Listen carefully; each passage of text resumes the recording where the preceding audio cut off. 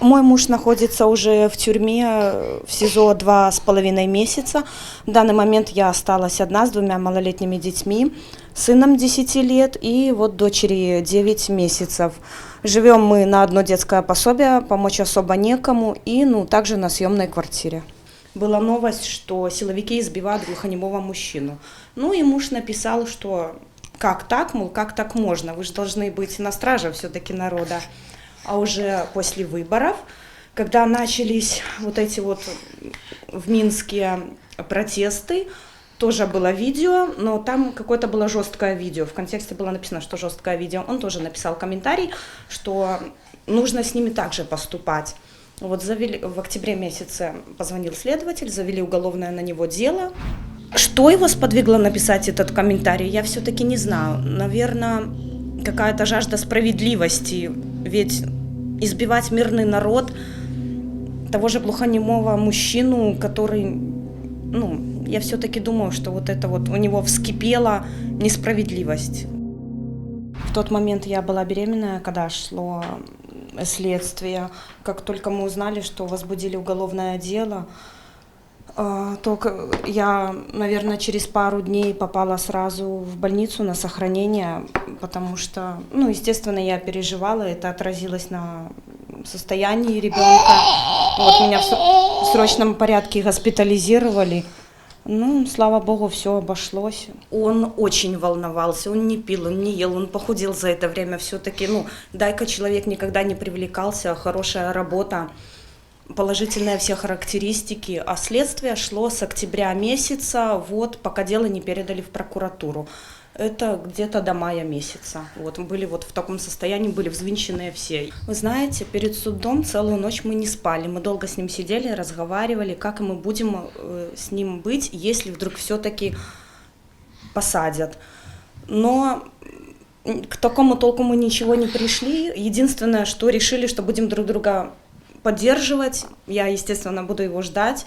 Но мы все надеялись, что будет все-таки, может, какая-то домашняя химия или что-нибудь. Нет, в зале суда, когда объявили уже, что ему дается 3 года колонии, надели наручники, сказали прощайтесь, и все. Дашка родилась 15 ноября, и с ноября по июнь месяц он дочь видел, а сейчас нет. И ребенок долгожданный, очень у нас после первого сына не получалось ее долго зачать, поэтому ребенка мы очень ждали, очень хотели, и для него, скорее всего, это самое страшное — остаться без дочери. Я очень хочу быть рядом с семьей, мне вас очень не хватает. Даже и не знаю, когда все это закончится. Время так долго тянется. Думаю, этот ад я не смогу потом забыть никогда. Мне кажется, что этот участок будет длиннее всей моей жизни. Я же никогда не увижу первые шаги своей дочери, первые слова, да много чего первого не увижу. Это очень страшно для меня.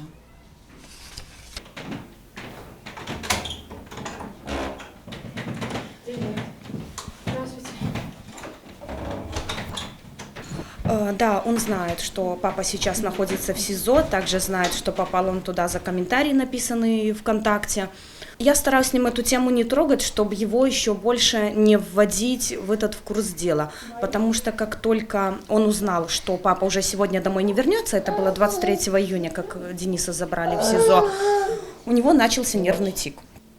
С мужем мы познакомились в фонде защиты животных.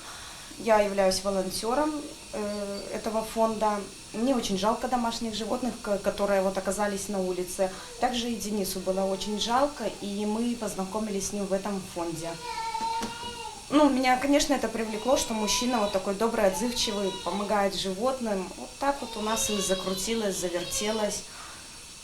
Он добрый, отзывчивый и людям помогает, всегда старался помочь, как-то входит в их положение, и животным тоже старается помочь. Помогали, чем могли. Он поддерживал наших людей, которые выходили на митинги. Если это поздно до вечера были эти митинги, то он людей завозил потом по домам на своей личной машине, привозил покушать, кофе, чай, то есть любую поддержку, помощь оказывал, которая на тот момент нуждались люди. Сложно, потому что я живу на одно детское пособие. Большая половина, конечно, уходит это за аренду квартиры, так как она съемная.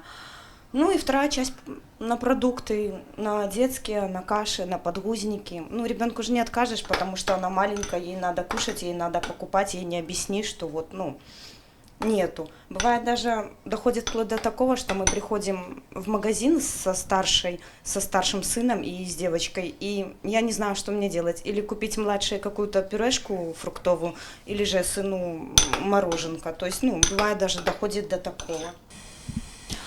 Квартира – это уже за то время, сколько сидит Денис, это уже третья. Квартиру найти тоже проблематично. Если люди узнают, что Денис сидит за то, что он политзаключенный, сразу отказываются. Не, мы вам не будем квартиру сдавать, не надо. Скорее всего, люди боятся. Мы стоим на очереди на арендное жилье, и вот вроде как должны получить, мы очень надеемся, что мы получим.